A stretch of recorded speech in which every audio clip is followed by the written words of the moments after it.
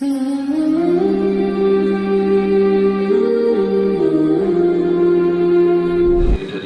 اما بعد، بارہویں پارے کے آغاز میں سورہ ہود ہے۔ سورہ ہود مکی صورت ہے، ہجرت سے پہلے نازل ہوئی۔ اللہ تعالیٰ نے اس کے اندر توحید کے دلائل، قرآن پاک کی عظمت کے حوالے سے اور سابقہ امت کے جو واقعات ہیں وہ دلیل و عبرت کے بیان فرمائے۔ اللہ تعالیٰ نے قرآن پاک کے اعجاز کے لیے 3 چیلنج کیے تھے کفار مکہ کو۔ سب سے پہلا چیلنج، اگر تم کہتے ہو کہ نبی صلی اللہ علیہ وسلم نے یہ قرآن پاک خود بنایا ہے تو تم اس طرح کا قرآن بنا کے لاؤ۔ تو کفار مکہ پورا قرآن نہیں بنا سکے۔ دوسرا چیلنج اللہ رب العالمین نے یہ کیا جو کہ اس صورت کے اندر ہے کہ تم 10 صورتیں ہی بنا کے لے آؤ۔ اس قرآن پاک کی صورتوں جیسی 10 صورتیں کوئی بھی تم بنا کے لے آؤ۔ 10 صورتیں بھی نہیں بنا سکے۔ تیسرا چیلنج یہ کیا گیا ان کو ذلیل و رسوا کرنے کے لیے، جو کہ پہلے پارے میں، کہ تم پورا قرآن بھی نہیں بنا سکے، 10 صورتیں بھی نہیں بنا سکے، کوئی ایک صورت چھوٹی سی بنا کے لے آؤ جو کہ قرآن پاک کی فصاحت و بلاغت کا مقابلہ کرے، تو وہ ایک صورت بھی نہیں بنا سکے۔ تو ان 3 چیلنجز میں سے ایک چیلنج ہے، اس کا تذکرہ جو ہے وہ اس صورت میں ہے۔ ام یقولون افترا قل فأتوا بعشر سور مثلہ مفتریات وادعوا من استطعتم من دون اللہ۔ اور اللہ تعالیٰ نے کھلی چھوٹ دی کہ یہ نہیں ہے کہ تم جو ہے نا وہ آپس میں مل کے بناؤ، بلکہ تم جس کو بلانا چاہتے ہو بلاؤ۔ وادعوا من استطعتم من دون اللہ، پوری دنیا میں جہاں تک تمہاری استطاعت ہے تم جس کو بلانا چاہتے ہو بلا لو، اور اس صورت ایک بنا کے دکھا دو اگر تم سچے ہو تو وہ سارے کے سارے کفار مل کر یہ کام بالکل بھی نہیں کر سکے، اور وہ اس بات کو تسلیم کرتے تھے کہ یار قرآن کی فصاحت و بلاغت واقعی اتنی زیادہ ہے کہ ہم اس کا مقابلہ نہیں کر سکتے۔ حالانکہ کفار مکہ بڑے شعراء اور ان کے اندر بڑے بڑے فصاحت و بلاغت والے لوگ پائے جاتے تھے، اپنے اپنے کلام میں بڑے بڑے ماہر تھے، بڑا بڑا فصیحانہ شاعرانہ کلام پیش کرتے تھے جن کا کوئی مقابلہ نہیں کرتا تھا، لیکن قرآن پاک کے مقابلے میں سارے بے بس تھے۔ آگے اللہ رب العالمین نے ہود علیہ السلام کے نوح علیہ السلام کا تذکرہ کیا ہے، اور اس میں اللہ رب العالمین نے نوح علیہ السلام کی دعوت کو پیش کیا کہ نوح علیہ السلام نے اپنی قوم سے یہ کہا تھا کہ اللہ تعالیٰ کی عبادت کرو اور اس کے ساتھ کسی کو شریک نہ ٹھہراؤ، لیکن آگے سے کفار جو سردار تھے انہوں نے یہ کیا کہا، ما نراک الا بشرا مثلنا، ہم صرف تجھے اپنے جیسا ایک انسان، ایک بشر خیال کرتے ہیں، وما نراک اتبعک الا الذین هم اراذلنا بادی الرأی، اور ہم یہ بھی دیکھ رہے ہیں کہ تیری پیروی کرنے والے وہ لوگ ہیں جو ہمارے اندر سب سے زیادہ حقیر اور فقیر ہیں، نعوذ باللہ من ذلک۔ تو جب تیری پیروی کرنے والے ایسے لوگ ہیں تو ہم تمہاری طرف کیسے آ سکتے ہیں؟ تو کفار مکہ نے بھی ایسے ہی کہا تھا جب وہ صحابہ کرام کا مسئلہ بنا تھا، اور صحابہ کرام کے بارے میں نبی صلی اللہ علیہ وسلم سے کہنے لگے تھے کہ ہم تمہاری بات سننے کے لیے تیار تو ہو جائیں گے، لیکن جب بھی تیرے پاس آتے ہیں تیرے پاس یہ نعوذ باللہ حقیر اور فقیر لوگ بیٹھے ہوتے ہیں، ہم ان کے ساتھ بیٹھ کے تمہاری بات سننا گوارا کر ہی نہیں سکتے، نعوذ باللہ، تکبر کا اظہار کرتے تھے۔ تو آپ کو اس بات کا علم ہے کہ وہ نبی صلی اللہ علیہ وسلم نے ایک مرتبہ کفار مکہ کی بات کو تسلیم کیا اور کہا چلو کوئی بات نہیں، جب تم آؤ گے تو میں اپنے صحابہ کرام کو سائڈ پہ کر دوں گا، تو تم آؤ تمہیں میں بات سمجھاتا ہوں۔ جب یہ بات ہوئی کفار مکہ آئے، کچھ لوگ جو آئے وہ نبی صلی اللہ علیہ وسلم کے پاس بیٹھے، اچانک عبداللہ بن ام مکتوم رضی اللہ عنہ، نبی صلی اللہ علیہ وسلم کے بڑے پیارے صحابی اور نبینے صحابی تھے، آ گئے لاٹھی ٹیکتے ٹیکتے اللہ کے نبی کے پاس آ گئے، اللہ کے نبی صلی اللہ علیہ وسلم کو مسئلہ پوچھنا۔ نبی صلی اللہ علیہ وسلم کو غصہ آ گیا کہ میں نے تم لوگوں کو منع کیا ہے کہ تم نے ادھر آنا نہیں ہے۔ کفار مکہ بھی غصے میں آ گئے کہ ہم نے جو ہے نا، تو اللہ تعالیٰ نے نبی صلی اللہ علیہ وسلم کے اس غصے کو گوارا نہیں کیا، فوری قرآن کی ایک صورت اتاری، کہا عبس وتولی ان جاءہ الاعمی وما یدریک لعلہ یزکی او یذکر فتنفعہ الذکریٰ۔ اے نبی علیہ السلام، آپ نے اپنے اتنے پیارے صحابی کو دیکھ کے منہ موڑ لیا، اپنے ماتھے پہ تیوری چڑھا لی، صرف اس بات کی وجہ سے کہ اس کے پاس ایک اندھا شخص آیا۔ یہ اندھا شخص ان آنکھوں والوں سے بہتر ہے۔ وما یدریک لعلہ یزکا، ان کافروں، منافقوں، مشرکوں اور ظالموں کا تو پتہ نہیں، لیکن یہ انسان تو اپنے تزکیہ نفس کے لیے آیا تھا تمہارے پاس۔ یہ تو صرف اپنے بہانے کے لیے آتے ہیں، لوگ چسکے لینے کے لیے آتے ہیں، لیکن یہ تمہارے جو اصحاب ہیں یہ اپنے نفس کو پاک کرنے کے لیے تیرے پاس آتے ہیں، یہ تو صحیح والے مسائل پوچھنے کے لیے آتے ہیں، دوبارہ ان کے ساتھ ایسا سلوک نہیں کرنا۔ تو صحابہ کرام کے ساتھ یہ رویہ، تو اللہ تعالیٰ نے نبی صلی اللہ علیہ وسلم کو بھی اس معاملے پہ جو ہے نا وہ تنبیہ کی اور جھڑکا کہ آئندہ کسی صحابی کے ساتھ اس طرح کا رویہ اختیار نہیں کرنا۔ تو شروع سے ہی نا کافر یہ بہانہ کرتے آئے ہیں کہ آپ کے جو ہے نا وہ فرما بردار جو لوگ ہیں وہ ہمارے اندر ذلیل اور حقیر لوگ ہیں، اس لیے ہم آپ کی بات نہیں مانیں گے۔ تو نوح علیہ السلام نے بھی اپنی قوم سے یہ کہا تھا کہ اے میری قوم، لا اقول لکم عندی خزائن اللہ، اور پہلی یہ بات ہے کہ میں تم سے کسی بھی مال کا مطالبہ نہیں کرتا، کیونکہ یہ انسان کے سچا ہونے کے لیے سب سے بڑی دلیل ہوتی ہے کہ انسان کہے کہ یار میں تہاڈے کولو لالچ نہیں ہے، میں صرف تمہاری آخرت کی خاطر بول رہا ہوں۔ آپ کو پتہ ہے ہمارے معاشرے میں جتنے پیر بزرگ بابے سارے، سب سے پہلے مال، بعد میں کوئی بات۔ تمام انبیاء نے ان کی دعوت کے ساتھ ساتھ یہ بات موجود، اپنی قوم کو یہ بات واضح کی، یا لا اسألکم علیہ مالا لا اسألکم علیہ اجرا، ہم تم سے کسی اجرت کا سوال نہیں کرتے، کسی بھی مال کا سوال نہیں کرتے، ہم جو بھی دعوت پیش کر رہے ہیں ان اجری الا علی اللہ، ہماری دعوت اللہ کی طرف ہے اور ہماری اجرت اور ہمارا مال جو ہے وہ صرف اللہ تعالیٰ کے پاس ہے، اللہ تعالیٰ یہ ہمیں دینے والا ہے، تم سے ہم کوئی مطالبہ نہیں کرتے۔ تمام انبیاء نے اس دعوت کو پیش کیا، اور پھر آگے کہا لا اقول لکم عندی خزائن اللہ، میں تمہیں یہ نہیں کہتا کہ میرے پاس اللہ کے خزانے ہیں، میرے پاس اللہ کے خزانے نہیں ہیں، اللہ تعالیٰ جو مجھے دے دے وہی میرے پاس ہے، لیکن میرے پاس ہوں ایسی بات نہیں۔ یہی بات رسول اللہ نے بھی کی صلی اللہ علیہ وسلم کہ اب کفار مکہ ہے، مشرکین مکہ، میرے پاس اللہ کے خزانے نہیں ہیں، ولا اعلم الغیب، اور نہ ہی میں غیب جانتا ہوں۔ یہی بات نوح علیہ السلام نے بھی کی کہ میں غیب بھی نہیں جانتا، ہاں جو غیب کی باتیں میرے رب نے مجھے بتا دی ہیں، یعنی قیامت کی نشانیاں، بعد میں آنے والے واقعات یا پچھلی قوموں کے واقعات، یہ مجھے میرے رب نے بتائے ہیں، میں خود اسے نہیں جانتا تھا، تو جو میرے رب نے مجھے بتا دی ہیں صرف وہ مجھے پتہ ہے، اس کے علاوہ مجھے کسی چیز کا علم نہیں ہے۔ لا اعلم الغیب، میں غیب نہیں جانتا۔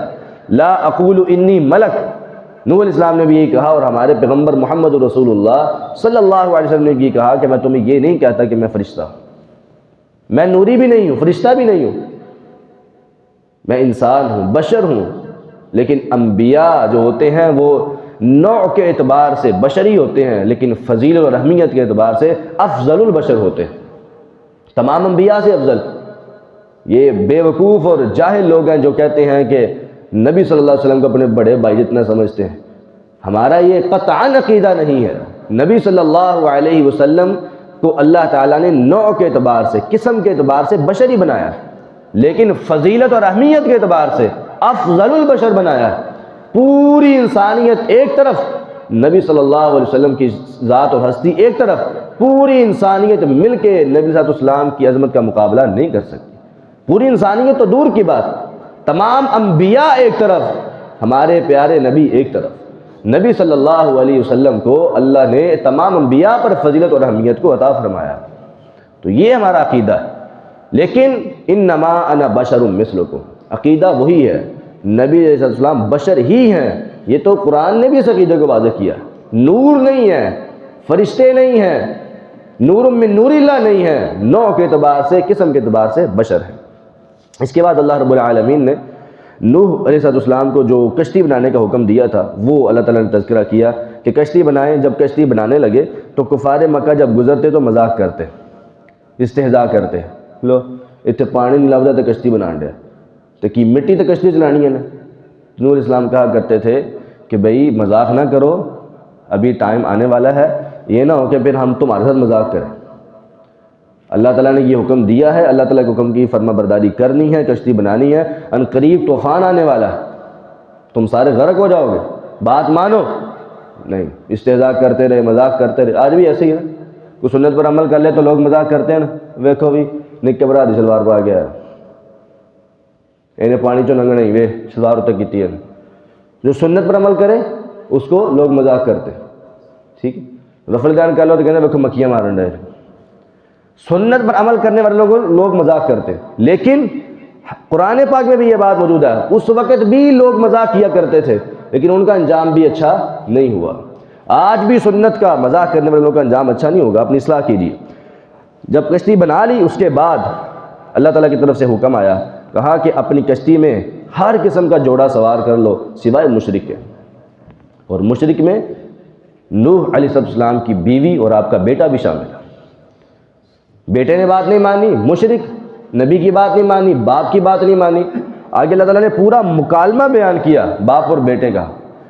باپ کشتی میں سوار ہے، اپنے بیٹے سے کہہ رہا ہے بیٹا کشتی میں آ جا۔ بیٹا آگے سے کیا کہہ رہا ہے، ابا جی میری فکر نہ کریں، سآوی الی جبل یعصمنی من الماء، میں پہاڑ پہ چڑھ جاؤں گا اور پہاڑ جو ہے وہ مجھے پانی سے بچا لے گا۔ ظاہری بات ہے پانی آئے گا نیچے نیچے ہی آئے گا نا، پہاڑ کے اوپر تو نہیں چڑھے گا۔ یہ مشرک کو نا ہمیشہ غیر اللہ کا سہارا ہوتا ہے، مشرک کو ہمیشہ غیر اللہ کا سہارا ہوتا ہے۔ آج بھی اس کو نظر بد سے بچاتی ہیں تو یہ دھاگے بچاتے ہیں، رات کو ڈرنے سے بچاتی ہیں تو یہ تعویذ اور چھلے اور کڑے بچاتے ہیں، لیکن اللہ تعالیٰ کے اوپر کوئی اعتماد کو بھروسہ نہیں۔ مشرک کو ہمیشہ غیر اللہ کا بھروسہ ہوتا ہے، غیر اللہ پہ توکل ہوتا ہے۔ اس نے بھی یہی کہا کہ میں پہاڑ پہ چڑھ جاؤں گا، مجھے پانی بچا لے گا، پہاڑ مجھے پانی سے بچا لے گا۔ لیکن باپ نے کیا کہا، لا عاصم اليوم من امر اللہ الا من رحم، بیٹا بات سن لے، آج اللہ کے عذاب سے کوئی بچانے والا نہیں ہے۔ ہاں اگر اللہ تعالیٰ جس پر رحم کر دے وہ بچ سکتا ہے، تو بات مان لے، آ جا۔ ابھی مکالمہ چل رہا ہے، بات چیت چل رہی ہے، سمجھانے اور سمجھنے کا انداز چل رہا ہے، بیٹے نے بات نہیں مانی، حال بینہم الموج فکان من المغرقین، باپ دیکھتا رہ گیا، باپ اور بیٹے کے درمیان ایک پانی کی لہر آئی، موج آئی، وہ بیٹا غرق ہو گیا۔ طوفان کا حلہ آیا، اس نے جناب پہاڑ کے اوپر سے اس نبی کے بیٹے کو نیچے جو ہے نا وہ پانی میں غرق کر دیا۔ وقیل یا ارض ابلعی، جب دیکھا میرا بیٹا جو ہے وہ غوطے کھا رہا ہے، غرق ہو رہا ہے، باپ تھا، دل میں بات آئی، دل جو ہے وہ پھٹنے لگا، یا رب میرا بیٹا ہے۔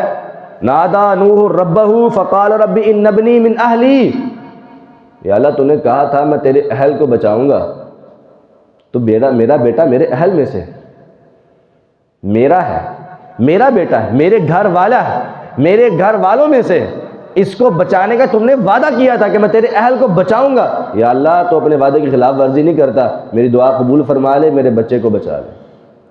تو اللہ تعالیٰ نے کیا کہا تھا، یا نوح انہو لیس من اہلک، میں نے وعدہ کیا تھا کہ تیرے اہل کو بچاؤں گا، لیکن سچی بات یہ ہے کہ یہ تیرا بیٹا تیرے اہل میں سے ہے ہی نہیں، تیرے اہل میں سے نہیں ہے۔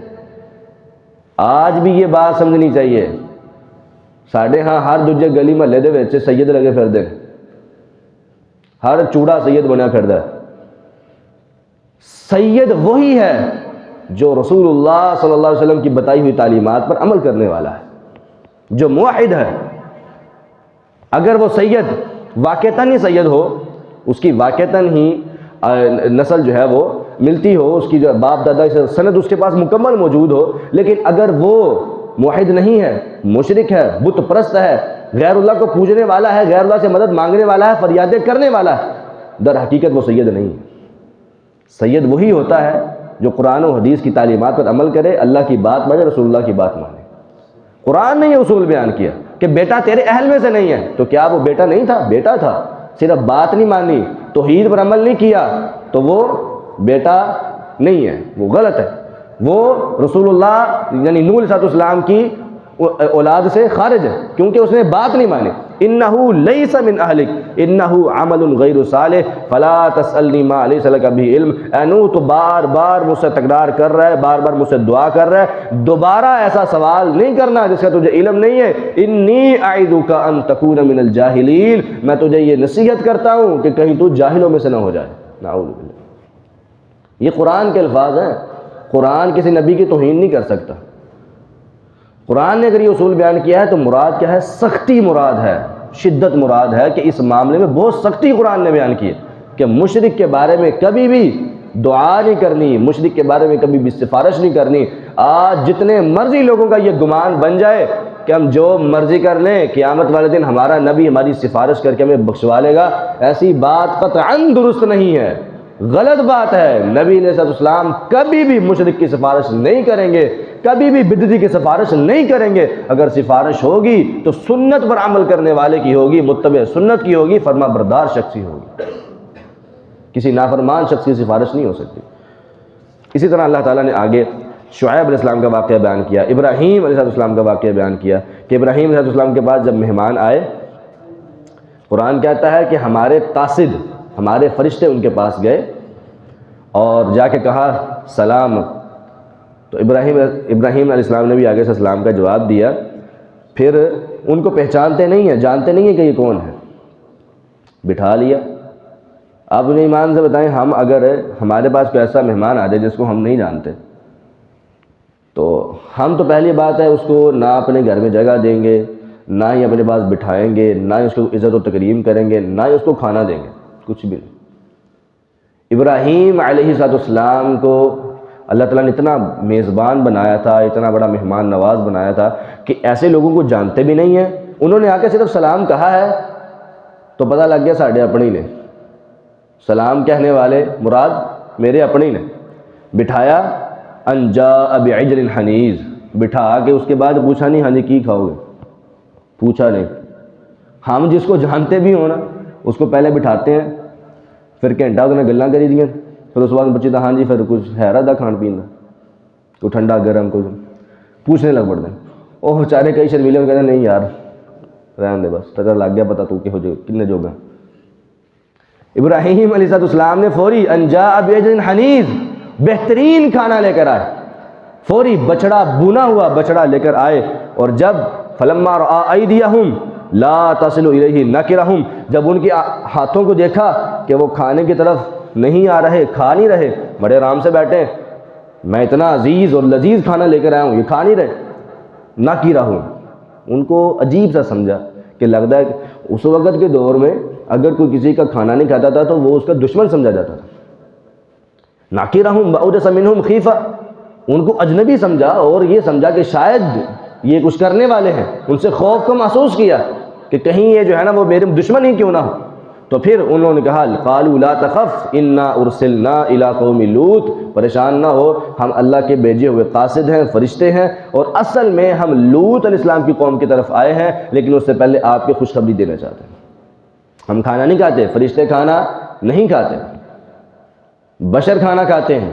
نبی صلی اللہ علیہ وسلم نے ہمیں سب کھانے کے طریقے بتائے ہیں، اس کا مطلب ہے نبی السلام بشر ہیں، نوری، ملک اور فرشتے نہیں، فرشتے کھانا نہیں کھاتے۔ انہوں نے پھر خوشخبری دی فرشتوں نے کہ اے ابراہیم علیہ السلام، اللہ تعالیٰ آپ کو بیٹا عطا فرمائے گا، اور اس بیٹے کا نام بھی اللہ نے خود رکھا ہے اسحاق، پھر اسحاق کے بعد اللہ یعقوب بھی دے گا، یعنی یہ بشارت دے دی کہ اسحاق کے بعد یعقوب، یعنی اسحاق بڑا ہوگا اور پھر اس کے بعد اس کی شادی ہوگی، اس کا بھی آگے بیٹا ہوگا، اس کو یعقوب علیہ السلام کہا جائے، دونوں نبی ہوں گے، یعنی بیٹے کی بشارت بھی دے دی اور پوتے کی بشارت بھی دے دی۔ اسماعیل علیہ السلام جب پیدا ہوئے تو ان کے بارے میں ایسی کوئی بات نہیں کی۔ بعض ہمارے ہاں لوگ کہتے ہیں کہ ذبیح اللہ جو لقب ہے وہ اسحاق علیہ السلام کا ہے، اسماعیل کا نہیں ہے۔ ذبیح اللہ یعنی جس کے بارے میں اللہ تعالیٰ نے ذبیح اللہ کا لقب دیا وہ کون ہے؟ اسحاق علیہ السلام، اسماعیل نہیں، حالانکہ کون ہے؟ اسماعیل ہے نا ذبیح اللہ، اسحاق نہیں ہے۔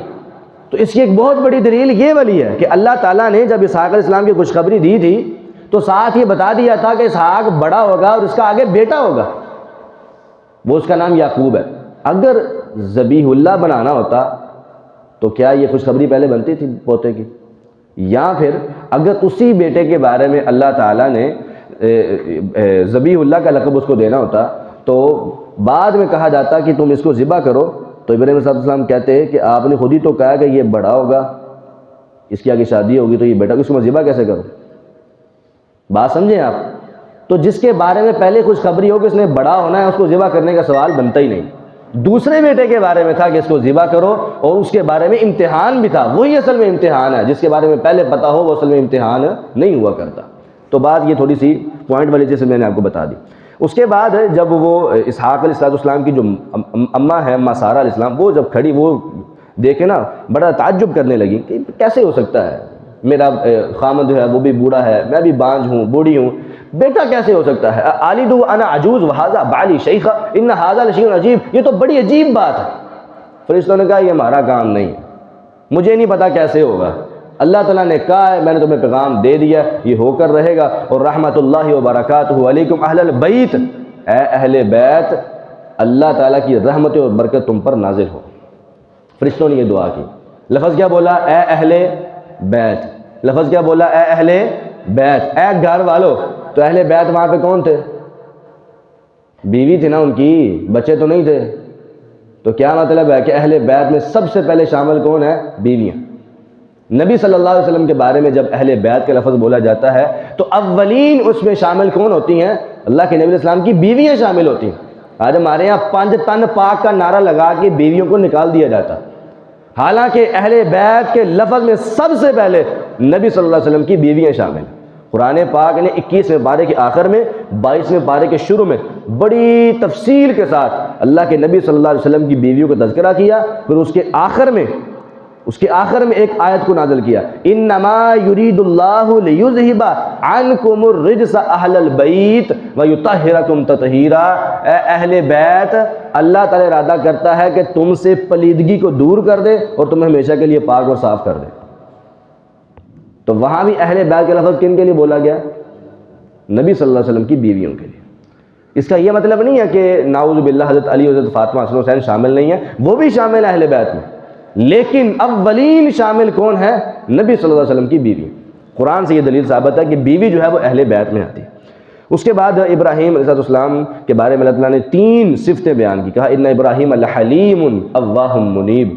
ابراہیم جو تھا نا بڑا حلیم تھا، بردبار تھا، بڑی برداشت تھی اس کے اندر، ساری زندگی پریشانیوں، مصیبتوں، مشکلات میں گزری، لیکن میرے ابراہیم نے کبھی میرا شکوہ نہیں کیا، کبھی میرا شکوہ نہیں کیا، بڑا بردبار تھا اور میری طرف رجوع کرنے والا تھا، ہر بات پہ، ہر کام پہ میری طرف رجوع کرنے والا تھا۔ تو اللہ تعالیٰ نے یہ صفتیں بیان کی۔ اس کے بعد لوط علیہ السلام کا واقعہ بیان کیا، اس کے بعد اللہ رب العالمین نے شعیب علیہ السلام کا واقعہ بیان کیا، اور اس کے بعد سورہ یوسف کو اللہ تعالیٰ نے نازل کیا۔ سورہ یوسف بھی مکی صورت ہے، اس میں اللہ تعالیٰ نے یوسف علیہ السلام کا سارا واقعہ بیان کیا، اور واقعہ مشہور ہے، آپ سنتے رہتے ہیں اکثر۔ اس میں 2-3 مین پوائنٹ ہیں، وہ انشاءاللہ تعالیٰ کل بیان کریں گے۔ اللہ عمل کی توفیق عطا فرمائے۔ وآخر دعوانا الحمدللہ رب العالمین۔